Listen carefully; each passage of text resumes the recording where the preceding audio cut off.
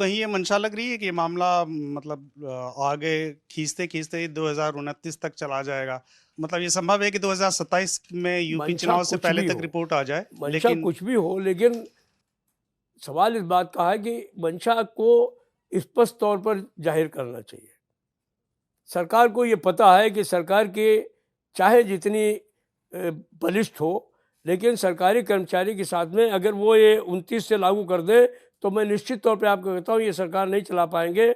मैं बहुत जिम्मेदारी के साथ कहता हूँ कि अगर 1 जनवरी 2026 से पे कमीशन लागू नहीं होगा तो सरकार नहीं चलेगी। हम पूरे तौर पे आंदोलन में जाएंगे, गाड़ियां खड़ी होंगी, देश बंद होगा, सरकार को बता देंगे कि सरकारी कर्मचारी होता क्या है। लेकिन ये स्थिति तो 2027 से पहले तो आप भी नहीं कर पाएंगे, क्योंकि 18 महीने का तो जो टाइम है वो कमीशन को दे दिया जा चुका है, तो 18 कोई महीने तक तो कोई आपको। फर्क नहीं पड़ता है। ये सब चीज़ें बहुत समय, बहुत जल्दी से निकलता है, लेकिन हमारे अधिकारों पर हमला अगर सरकार करेगी तो हम लोग खामोशी से बैठने वाले लोग नहीं हैं। ये बात हम लोग साफ जानते हैं। तो सरकार में भी लोग समझदार हैं, खासतौर पर प्रधानमंत्री जी तो इन चीज़ों को समझते ही हैं। अगर वो पेंशन पे इतना बड़ा फैसला बुला करके कर सकते हैं तो उनको सरकारी कर्मचारियों का उपयोग समझ में आना चाहिए। और फिर राजनीतिक उपयोग जिस तरीके से हो रहा है वो तो वो और उनकी जो टीम है उन्हीं की सोच है कि दिल्ली चुनाव से पहले घोषणा, बिहार के चुनाव से पहले गजल कमीशन बनाया। नोटिफिकेशन, अभी यूपी चुनाव से पहले रिपोर्ट। अब इसके आगे मैं नहीं कहूँगा। सर, आप अभी जब निधि से आपकी बातचीत हुई थी तो आपने ये समझाया कि कैसे हम सब की लाइफ जो है वो ब्रांडेड कपड़ों, जूतों और मोबाइल फ़ोन से बदल गई है। जब 7वां वेतन आयोग आया था उस समय ये कंसिडरेशन किया गया कि 7,000 की बेसिक सैलरी बहुत कम है, तो उसको 18 किया जाना चाहिए। आपने फिटमेंट फैक्टर का कोई नंबर देने से आप बच रहे हैं, लेकिन ये तो बता ही सकते हैं ना कि आपके हिसाब से जो कंज्यूमर प्राइस इंडेक्स है, देश में जो महंगाई की स्थिति है, उस सब को देखते हुए minimum salary government of India employees की कितनी होनी चाहिए? कोई रिप्रेजेंटेशन आपकी तरफ से या कोई आपका असेसमेंट,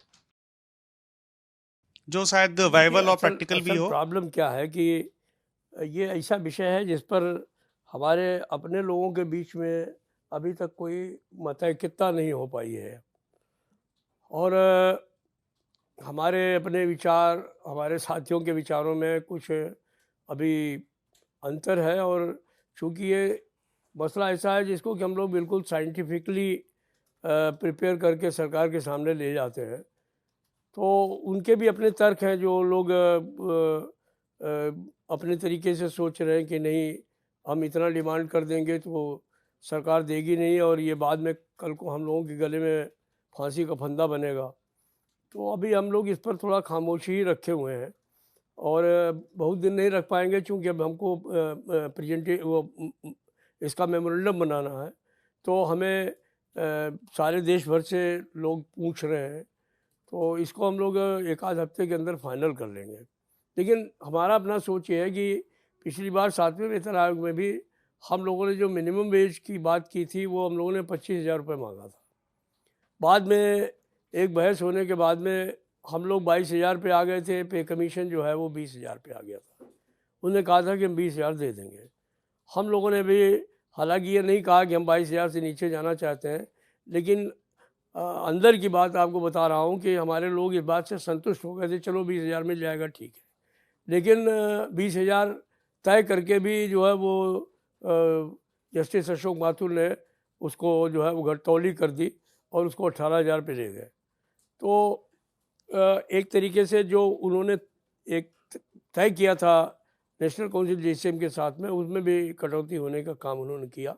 और उसके लिए निश्चित तौर पर जो परसुएशन था हमारे स्वर्गीय वित्त मंत्री अरुण जेटली का, वो काम आया। उन्होंने सरकार की तरफ से उस पर काफ़ी दबाव डाला और उसको कम कराने का काम किया।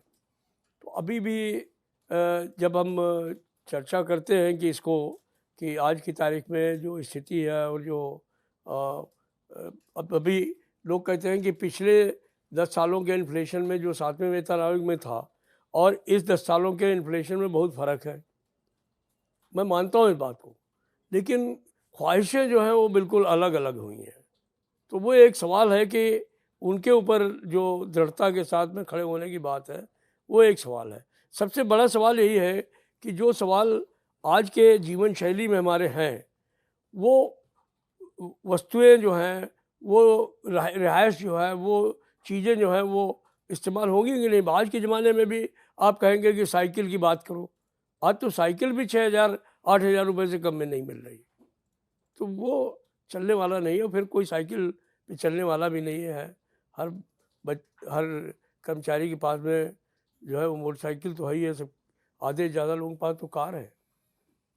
तो अगर कोई है कि ट्रांसपोर्ट अलाउंस कम कर देंगे, नहीं बढ़ाएंगे, पेट्रोल के दाम आप बराबर बढ़ाते जाएंगे, डीजल के दाम बढ़ते जाएंगे, तो इससे चलेगा नहीं। तो मुझे नहीं लगता है कि इस तरीके का काम चलेगा। अगर पहले ये 3 गुना हम डिमांड कर रहे थे, तो अब हम 3 गुने से कम पे चले जाएंगे, मुझे नहीं लगता है। लेकिन मैं इसके बारे में अभी कुछ मजबूती से आपको नहीं कह सकता हूँ। सर वो आपने कहा वो पेंशनर्स के बारे में जो आपने स्थिति बताई, एक जो डिबेट जो शायद सरकार के अंदर भी चल रही है, एनपीएस और यूपीएस, सरकार कह रही है कि एनपीएस से जो लोग यूपीएस में जाना चाहते हैं वो जा सकते हैं। सरकार ने तीसरी बार डेडलाइन बढ़ाई जो 30 नवंबर को ख़त्म हो जाएगी।